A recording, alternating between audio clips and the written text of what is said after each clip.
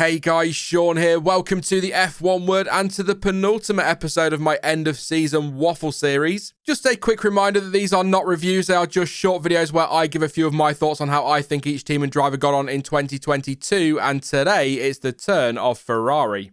I mean, where on earth do I start? First of all, I was so ready for a Ferrari title challenge this year, and the early signs were really positive, winning the opening round and backing that up with a win at round 3 in Australia. And let's just take a moment to remember those phenomenal battles between Charles Leclerc and Max Verstappen in those opening 2 rounds. Fantastic start. Actually, after that race at Albert Park, Leclerc and Ferrari topped both the Drivers' and Constructors' Championships by 34 and 39 points respectively, and Charles Leclerc was 46 points clear of eventual champion Max Verstappen. However, it all began to rapidly fall apart for a variety of reasons. Reliability was a big issue with retirements in Spain, Baku and Austria, mostly power unit related. The drivers were making mistakes too with spins and crashes, and because it's what they do, the Ferrari strategists seem to be on another planet to everybody else at times. Take all of that and couple it with a run of Red Bull dominance and you can see why it quickly unravelled. Now that's the bad news, but I have to say they were runners-up in both championships, scored a lot more points than last season, and won races for the first time since 2019. So if you look at all that in isolation, it was a good season, but as I've already gone over, that does not tell the full story.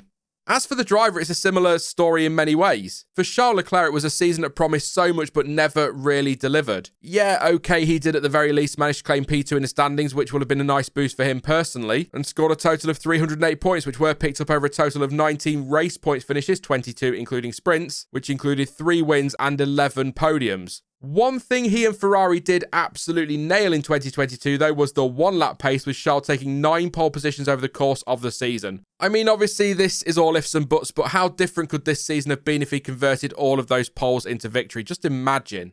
He was on the receiving end of some seriously questionable strategy calls from the team, which cost him big on Sundays, looking at Monaco as a standout, given Leclerc's reaction over the radio. But there were a lot more of them, and he also retired from a dominant lead in Spain thanks to engine issues, and retired from the lead again in Baku thanks to his engine going bang. He wasn't blameless in the collapse of any outside shot at the title, by the way, not at all. He crashed out of the lead in France and he spun out of a podium position at Imola, dropping him through the points, eventually finishing 6th. I'm not saying, obviously, that winning in France and taking that podium in Imola would have changed his season, because it wouldn't, but you put that together with everything else and all round it ends up being a frustrating year.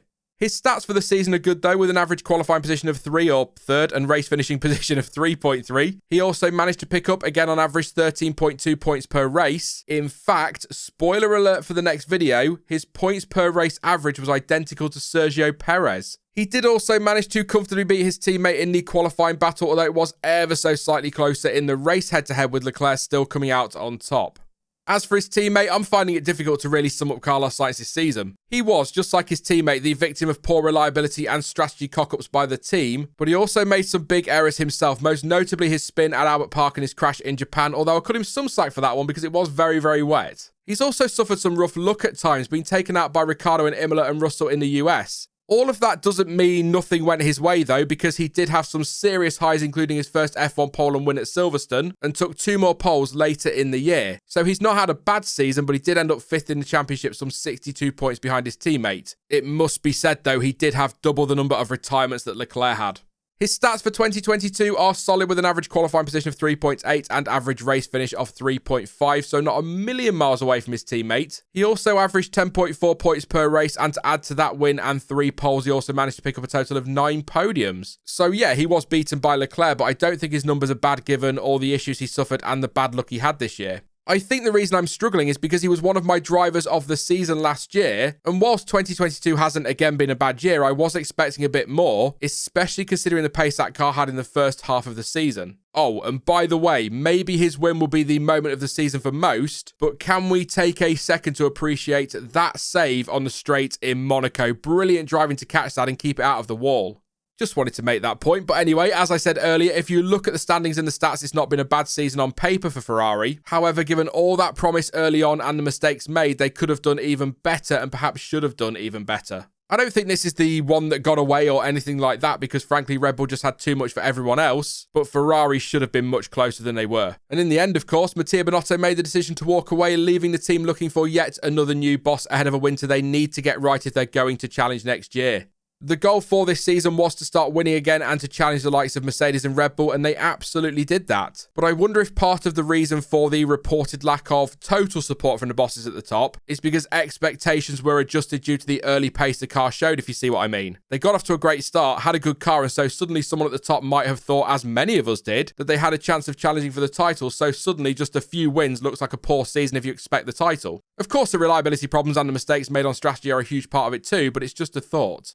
The drivers weren't without blame, as I've already said, but they are not responsible for development or reliability, and Ferrari were outdeveloped by Red Bull this year, so there's not much more they could have done other than go out there and give everything. Overall, though, Leclerc and Sainz did a good job, but whilst the team have a lot to sort out on their end, the drivers must iron out some of the mistakes they've made this season, because in 2023, it could be closer at the sharp end, and those errors could be costly.